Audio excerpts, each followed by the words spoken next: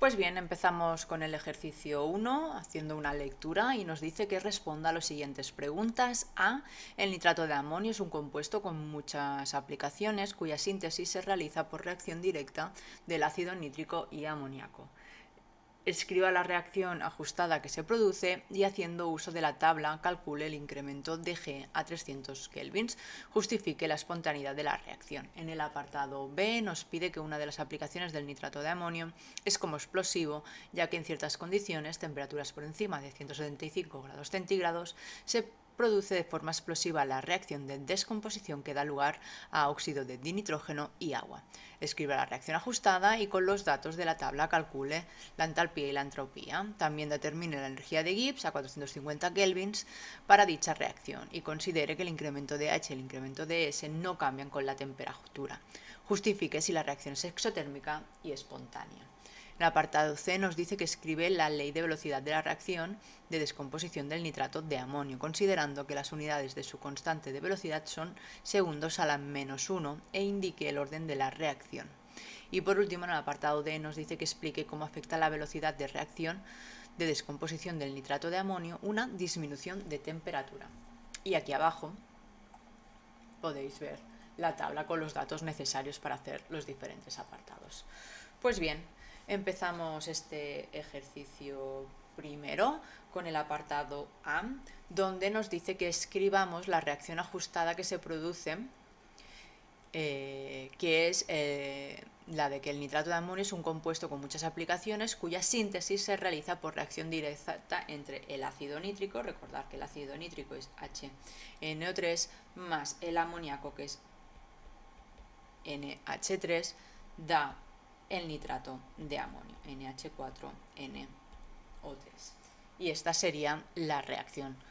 Tendríamos que ajustar la reacción, pero si os fijáis tenemos el mismo número de nitrógenos, de oxígenos y de hidrógenos, así que la reacción ya está ajustada. Y ahora nos pide que calculemos la energía de Gibbs a 300 kelvins.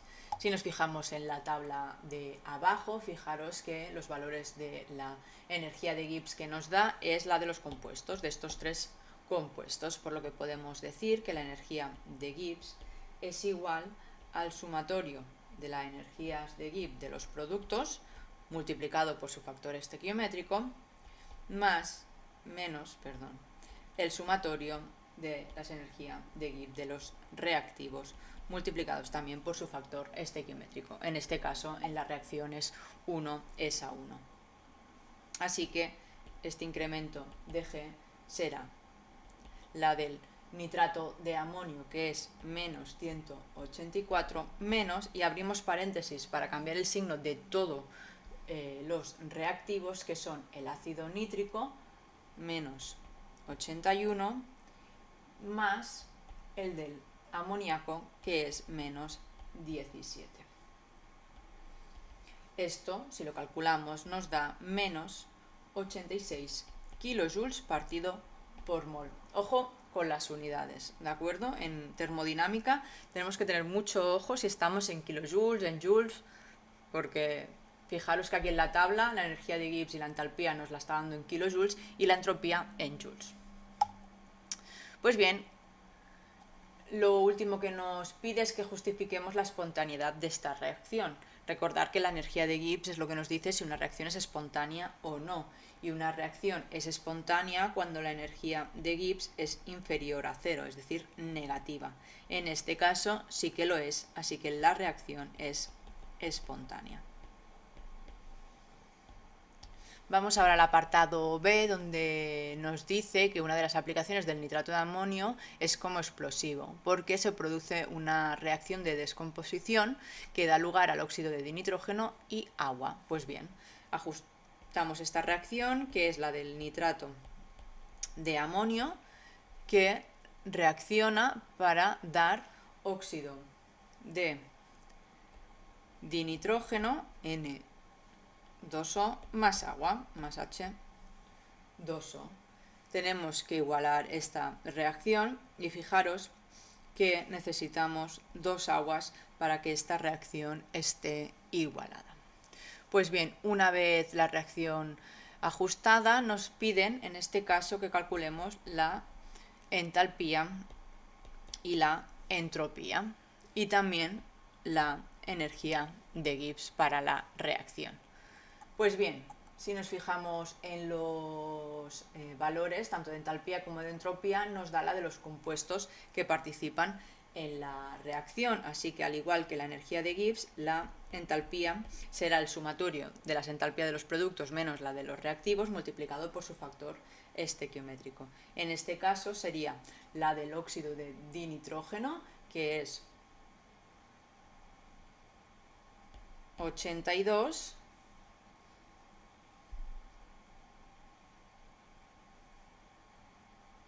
más 2 veces la del agua, que el agua son menos 241, menos la de los reactivos, que en este caso solo hay uno y es menos 366.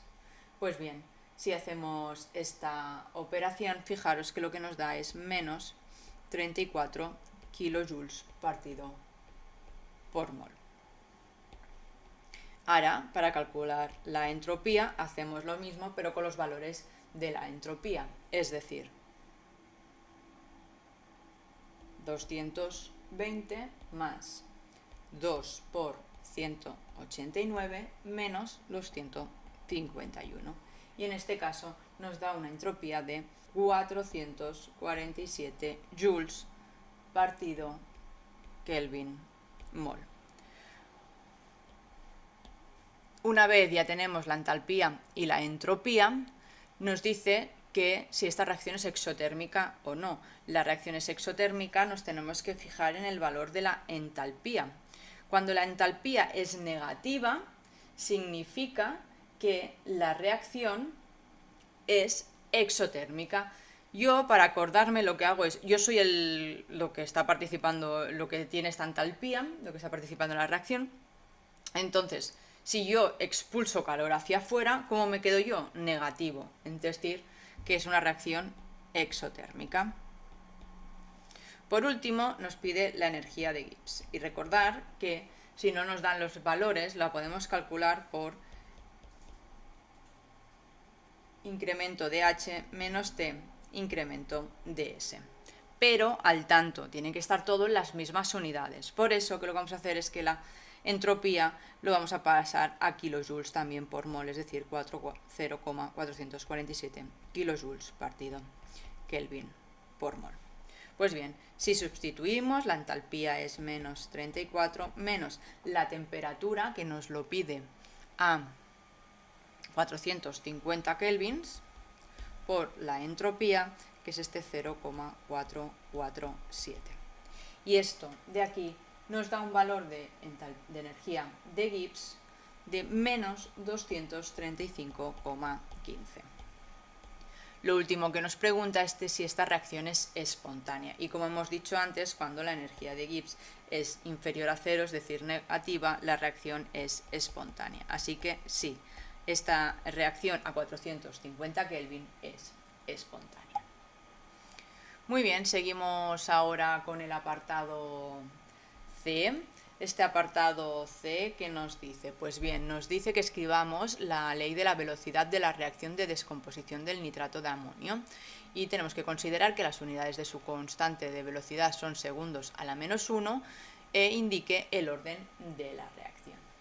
Pues bien, como es la reacción de descomposición, es la reacción que teníamos NH4, NO3 para dar N2O más 2 aguas. Pues bien, la velocidad es igual a una constante por la concentración de reactivos o productos. En este caso vamos, como es la descomposición del nitrato de amonio, pues vamos a hacer la concentración del nitrato de amonio. Este elevado a un número alfa, que será el orden respecto a él y también será el orden total de la reacción, ya que solo depende de este elemento. Pues bien, para saber cuál es el orden, este alfa, lo que tenemos que hacer es ver las unidades de cada uno de estos compuestos de la ecuación. La velocidad, recordar que son mol partido por litro segundo. que la constante nos dice el enunciado que es segundo a la menos 1. Y este de aquí será concentración alfa. Recordad que concentración son moles partido por litro. Pues bien, si aislamos esta concentración, este segundo a la menos 1 lo pasamos hacia aquí, tendremos que mol por segundo dividido entre litro por segundo. Segundo entre segundo se tacha, es igual a concentración que hemos dicho, mol partido por litro elevado a alfa. Fijaros que tenemos que mol por litro es igual a mol por litro entre alfa, es decir que esto está elevado a 1. Así que alfa es igual a 1 y el orden total de esta reacción es 1. Bien, esto es lo que nos pedía en el apartado C y ahora en el D nos dice que expliquemos cómo afecta la velocidad de la reacción de descomposición del nitrato de amonio una disminución de la temperatura. Es decir, si disminuye la temperatura, ¿qué le pasa a la velocidad?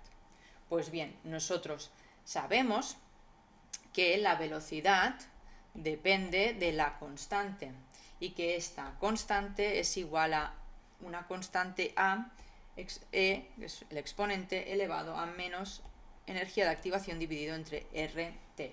Fijaros que la constante depende de la temperatura. ¿Y qué pasa aquí? Que si la temperatura disminuye, también disminuye la constante. Y en el caso de la velocidad relacionada con la constante, si la constante disminuye, la velocidad también disminuye. Por eso que cuando hay una disminución de la temperatura afecta a la velocidad reduciéndola. Y con esto tenemos este primer ejercicio resuelto. Y ahora vamos a pasar a los siguientes ejercicios, que recordar que tendremos opción A y B. Vosotros el día del examen solo tendréis que hacer una de ellas, pero yo voy a resolverlas todas para que sí que tengáis más ejercicios para practicar.